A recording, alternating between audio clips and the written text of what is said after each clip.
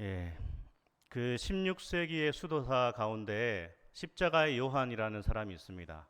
이 십자가의 요한이라는 사람은 이런 말을 하죠. 당신이 갖지 못한 기쁨을 누리기 위해서는 당신이 기뻐할 수 없는 길을 지나가야 한다. 아주 알듯 모를 듯 그런 말이죠. 당신이 갖지 못한 기쁨, 그것을 누리기 위해서는 당신이 기뻐할 수 없는 길을 지나가야 된다. 진정한 기쁨에는 어떠한 과정이 필요하다라는 그러한 의미로 여겨집니다. 이것은 십자가의 요한이 했던 이 말은 우리의 삶 전체적으로 우리 인생에서 적용할 수 있는 말씀이라는 것이죠. 우리는 이제 여름철이 다가왔고 휴가철이 다가오는데 이 멋진 휴가를 또는 휴일을 보내기 위해서는 열심히 또 땀 흘려 일한 그런 사람에게 휴가는 아름답게 주어지겠죠. 여유가 있는 노년을 보내기 위해서는 젊은 날의 땀을, 젊은 날의 고생을 감수해야 되지 않을까라고 생각됩니다. 우리는 건강한 몸을 원하고요, 건강한 신체를 원하는데 그러한 건강한 몸과 신체는 이 몸 관리가 참 중요하지 않습니까? 아름다운 몸매를 위해서는 뭐 다이어트가 필요하고 절제가 필요하듯이 그 과정이 필요하다는 것입니다. 그 하나님의 은혜를 사모하는 사람, 하나님의 은혜를 누리는 사람은 거기에 맞는 그 풍성함과 말할 수 없는 축복을 누리기 위해서는 하나님의 말씀을 따라가는 그 순종의 과정이 필요하다라는 것을 생각해 볼 수 있습니다. 우리가 살펴본 것처럼 이 요셉의 예언대로 7년의 풍년이 있었고요. 그리고 이어서 7년의 극심한 흉년이 찾아왔다라는 것을 창세기 41장 46절부터 57절 말씀이 보여주고 있습니다. 이 애굽의 흉년은 가나안까지 영향을 주었다라는 것이죠. 이 일을 통하여서 애굽과 가나안에 임한 이 흉년을, 극심한 흉년을 통하여서 하나님께서 어떻게 요셉의 가정을 치료하시는지, 야곱의 가정을 어떻게 하나님께서 변화시켜 가시는지를 우리는 보게 되는 것이죠. 이 고통의 과정에서 어떻게 요셉과 형들이 화해하게 되고 어떻게 야곱이 자신이 집착하고 있었던 것을 내려놓게 되는지를 우리는 보게 되는 것입니다.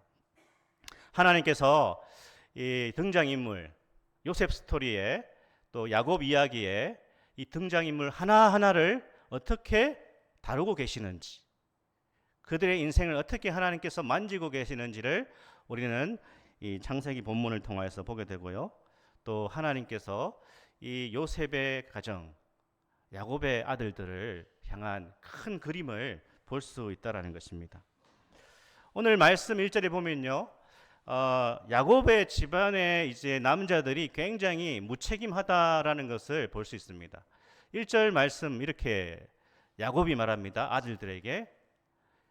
그때 야곱이 애굽에 곡식이 있음을 보고 아들들에게 이르되 너희는 어찌하여 서로 바라보고만 있느냐. 지금 기근이 극심한 흉년이 들어서 먹을 게 없어요. 쌀이 다 떨어졌단 말입니다. 통장에 잔고가 없단 말입니다.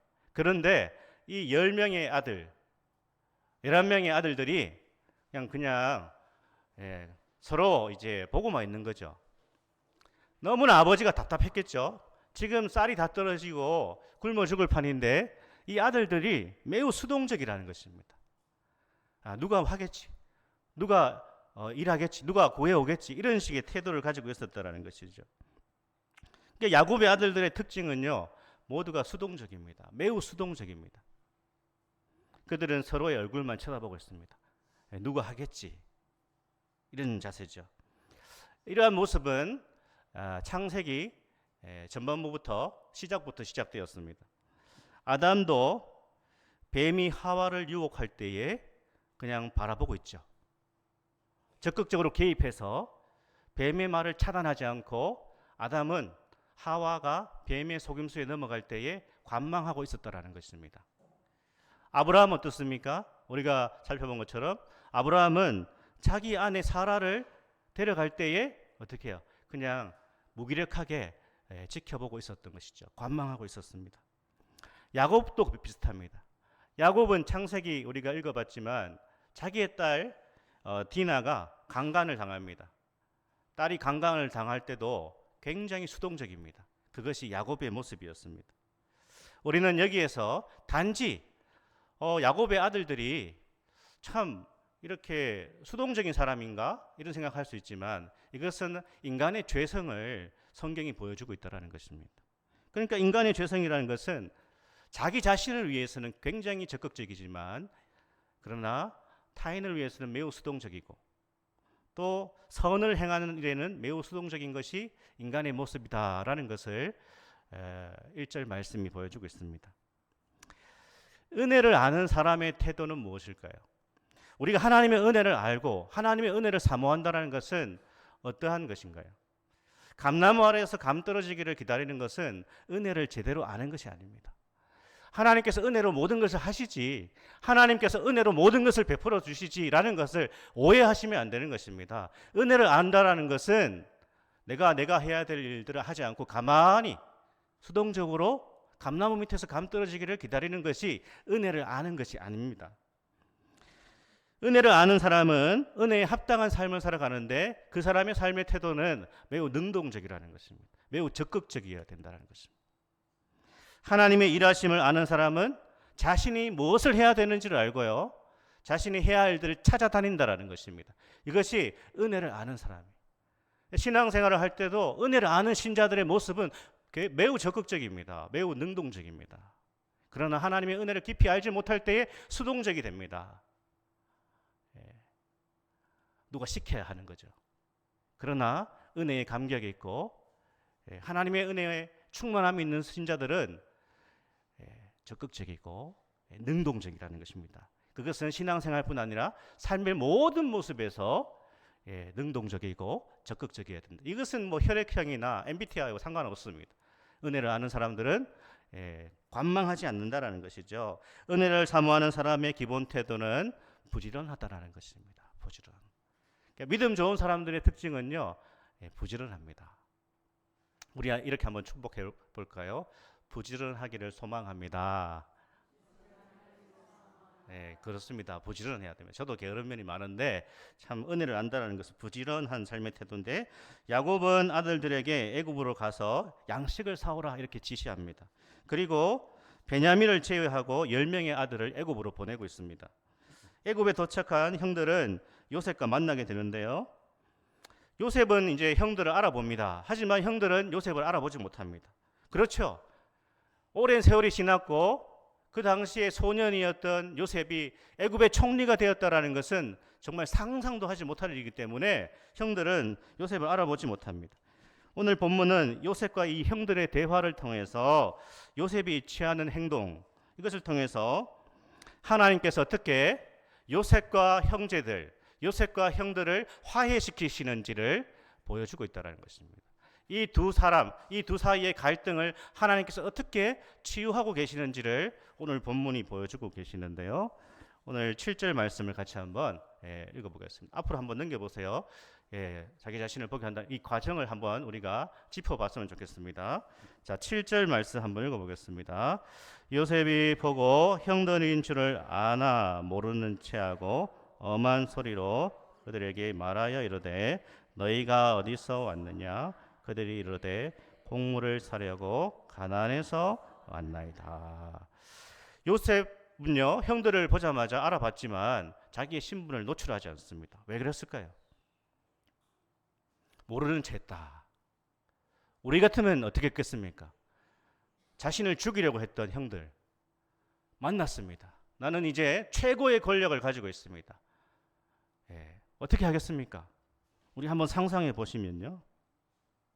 이 형들에게 뭐라고 하시겠습니까? 구덩이를 파라. 싹 다 들어가. 이렇게 해야 되지 않습니까? 그래야죠. 이 10년이 넘는 세월, 20년 가까이 되는 세월, 그 고통과 그 엄청난 극심한 고난을 당했는데 그 원인 제공자가 형들 아닙니까? 그러면 만나자마자 싹 다 구덩이를 파. 다 들어가. 그냥 구덩이 그냥 묻어버리는 것이죠. 하지만 요셉은 그렇게 하지 않습니다. 자신의 신분을 숨기죠. 왜 이렇게 하지 않습니까? 왜 지금 이 순간 자신이 요셉이라는 것을 노출하지 않는가? 지금 요셉이 자신의 신분을 노출하면요, 진정한 화해가 이루어지지 않습니다. 그냥 굴종만 있는 것이죠. 마음으로 화해가 이루어지지 않는다는 것입니다. 그래서 요셉은 서서히 자신의 신분을 노출하는 것이죠. 요셉은 형들에게 이렇게 말합니다. 너희들은 스파이다. 9절을 볼까요? 9절 말씀. 자, 한번 읽어보겠습니다. 요셉이 그들에게 대하여 꾼 꿈을 생각하고 그들에게 이르되 너희는 정탐꾼들이라 이 나라의 틈을 엿보려고 왔느니라. 그리고 나서 요셉은 형들이 어느 정도의 고통을 경험하게 하죠. 3일 동안 그들을 다 함께 3일을 가두었더라. 감옥에 3일을 가두었다라는 것입니다. 어떻습니까? 요셉은 형들 때문에 13년 동안 감옥살이를 했어요. 그런데 요셉은 단지 3일 정도만 고통을 느끼게 합니다. 그리고 요셉은 이 3일 동안 형들 스스로가 자신들의 죄를 포기합니다. 깨닫게 합니다. 자, 21절부터 22절 말씀 같이 한번 읽겠습니다. 그들이 서로 말하되 우리가 아우의 일로 말미암아 범죄하였도다. 그가 우리에게 애걸할 때에 그 마음의 괴로움을 보고도 듣지 아니하였으므로 이 괴로움이 우리에게 임하도다. 르우벤이 그들에게 대답하여 이르되 내가 너희에게 이 아이에 대하여 죄를 짓지 말라고 하지 아니하였더냐? 그래도 너희가 듣지 아니하였느니라. 그러므로 그의 핏값을 치르게 되었도다 하니. 아멘. 갈등이 해소되고요. 화해가 어떻게 이루어지고 있습니까? 형들은 자기 자신을 보고 있습니다. 자기 자신들의 죄악을 지금 깨닫고 있는 중입니다. 화해는 어떤 과정이 필요하다는 것이죠. 하루아침에 자기 자신을 볼 수 있을까요? 대부분은 자신의 부족과 자신의 허물과 자신의 연약함을 어떠한 시간적 흐름 속에서 우리는 깨닫게 되는 것이죠. 이런 면에서 하나님은 우리가 당장 구하는 돈을 즉시 주시지 않는 것 같습니다. 하나님은 우리가 필요한 것을 조금씩 주십니다. 건강을 원하지만 우리의 건강이 하루아침에 이루어지지 않죠. 서서히 회복되게 하시죠. 과정을 필요로 합니다. 교회는 어떻습니까? 교회가 한 번에 그렇게 변화될까요? 아니죠. 교회는 우리가 원하고 바라는 대로 어느 순간 변화되는 것이 아니라 과정을 필요로 하는 것이죠. 왜 그럴까요? 하나님께서는 어떠한 일련의 과정을 통하여서 우리 자신을 보게 하십니다. 우리 공동체를 보게 하시는 것이죠. 우리의 연약함과 우리의 약함을 보게 하십니다. 조금씩 변화되게 하십니다. 우리 자신도 마찬가지입니다. 그리스도 예수 안에서 우리는 서서히 변화되어 가는 것입니다. 예수 믿고 갑자기 180도로 이 사람의 신앙과 인격이 확 변하는 것이 아니죠. 인생을 통하여서, 인생의 과정을 통하여서 조금씩 신앙이, 믿음이 끌어올려지는 것이죠. 서로 시간이 지나면서 서로를 이해하게 되고요. 시간이 지나면서 서로를 받아들이게 됩니다. 중요한 것은 이 과정에서 내가 변한다는 것입니다. 이 과정에서 내가 변하는 것이 중요한 것입니다. 그래서 하나님은 때때로 시련을 사용하십니다. 고통을 허락하시는 것이죠.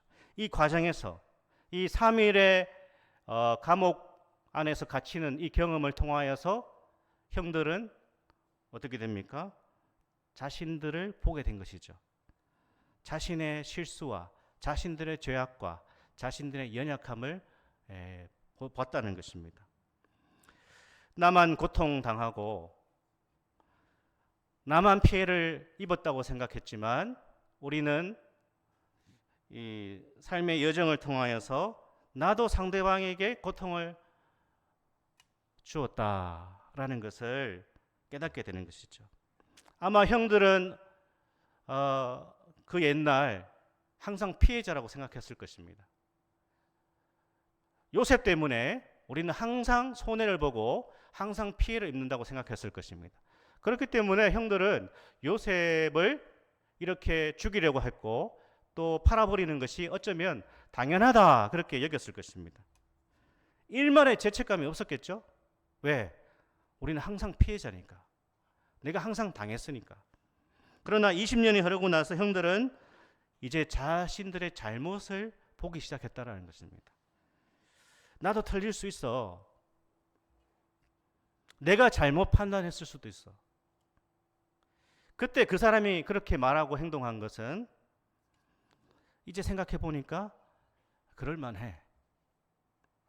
그래, 그 사람도 기분 나쁠 수 있지. 내가 경솔했지. 이것이 진짜 역지사지가 아닐까요? 이 과정을 통하여서 우리는 조금씩 누군가와 화해를 하게 됩니다. 나만 옳다고 생각할 때 결코 화해는 이루어지지 않은 것이죠.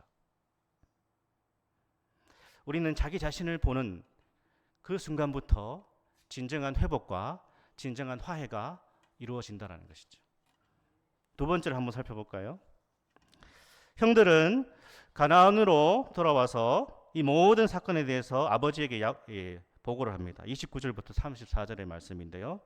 결국 아버지에게 뭐라고 합니까? 시므온은 거기에 구류가 되었다. 그리고 막내 아들 베냐민을 데려오라고 그 사람이 얘기했다. 이렇게 전달을 합니다. 그때 아버지 야곱은 이렇게 반응합니다. 36절을 보실까요?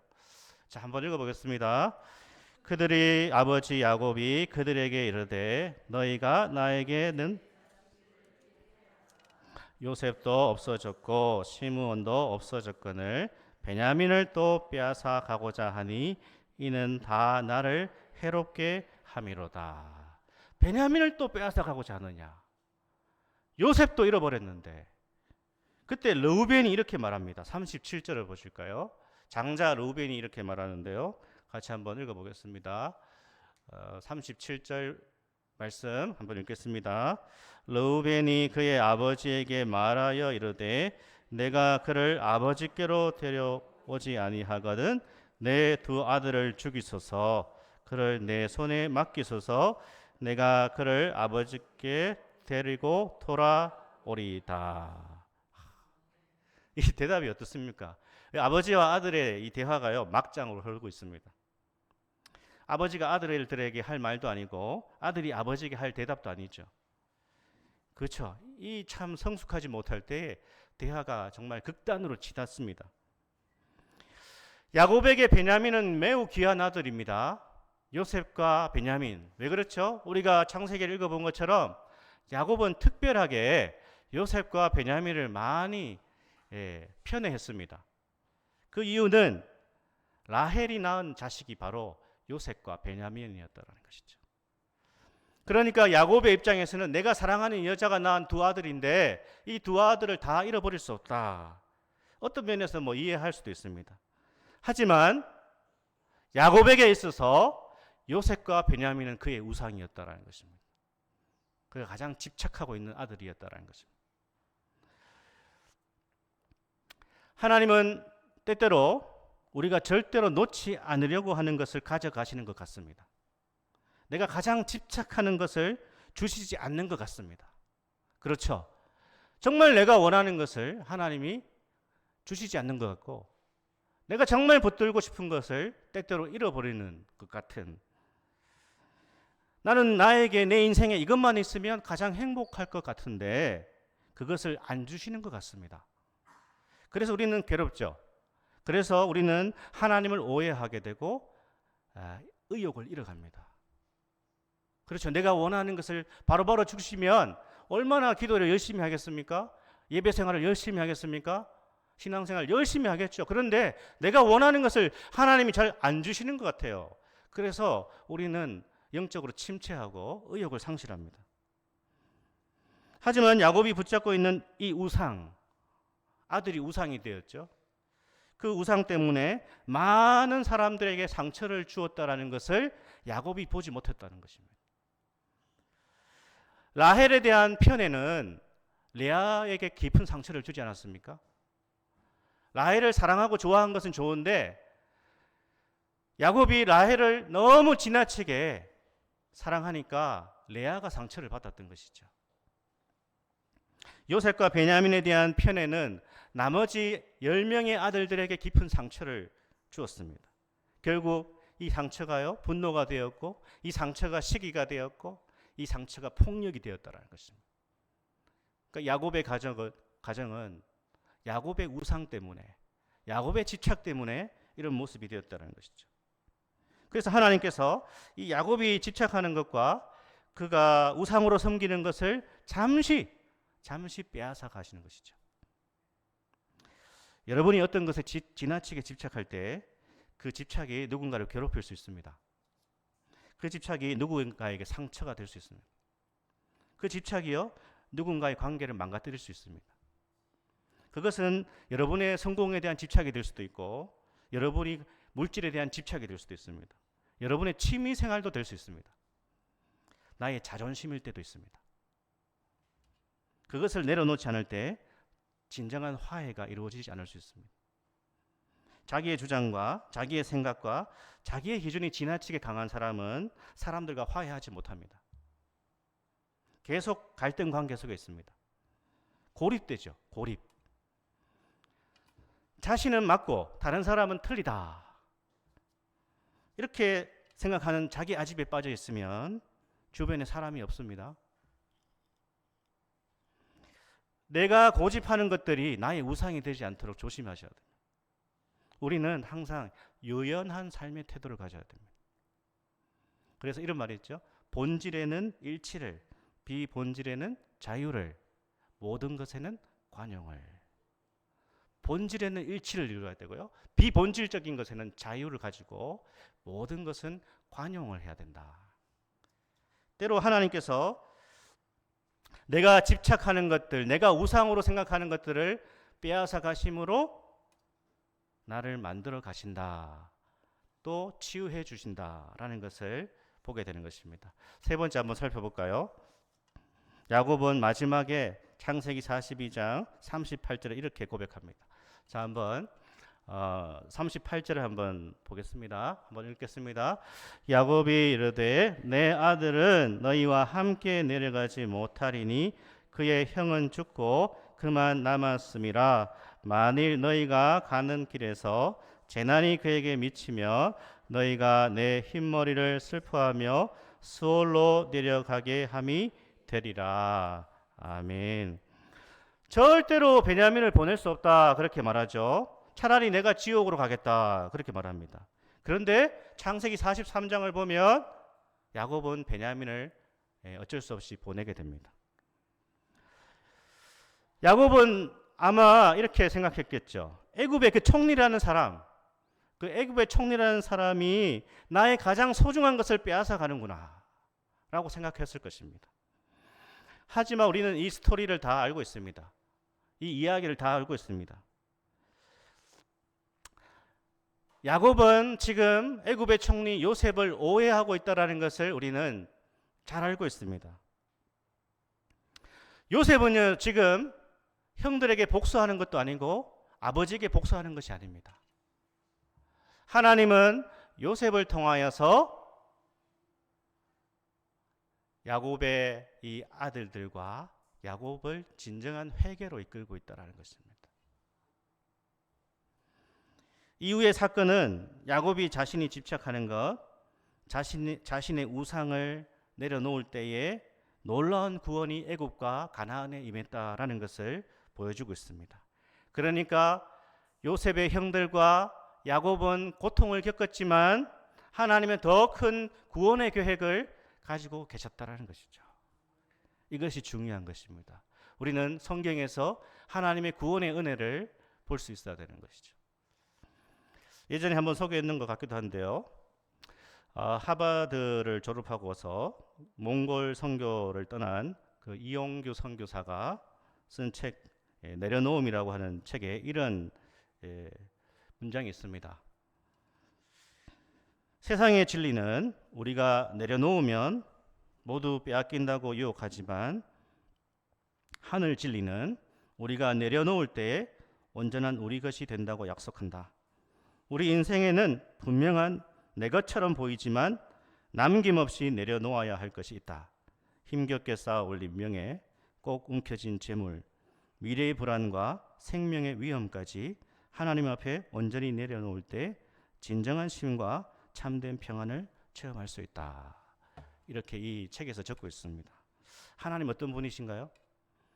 우리의 것을 빼앗아가는 분이 아닙니다. 가장 아름답게 돌려주시는 분이십니다. 때로 나의 자존심이 바닥나게 하십니다. 여러 가지 사건을 통하여서 나의 자존심이 완전히 무너지게 하십니다.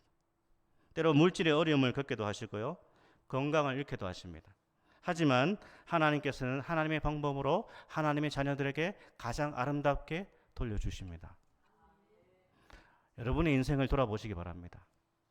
여러분이 겪었던 많은 일들, 그러나 지금까지 잘 살아오시지 않았습니까? 하나님께서 여러분이 이겨낼 수 있는 어려움만 허락하여 주십니다. 그리고 그 어려움을 통하여서 여러분은 보다 아름다운 존재로 변화되고 있는 것입니다. 하나님은 여러분이 더 나은 믿음의 인생을 살도록 여러분을 이끌고 계신다는 것입니다. 고린도전서 10장 13절 새 번역은 이렇게 번역하고 있습니다. 제가 한번 읽어드릴게요. 새 번역은 이렇게 번역합니다.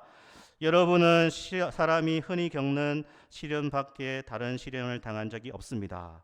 하나님은 신실하십니다. 여러분이 감당할 수 있는 능력 이상으로 시련을 겪는 것을 하나님은 허락하지 않으십니다.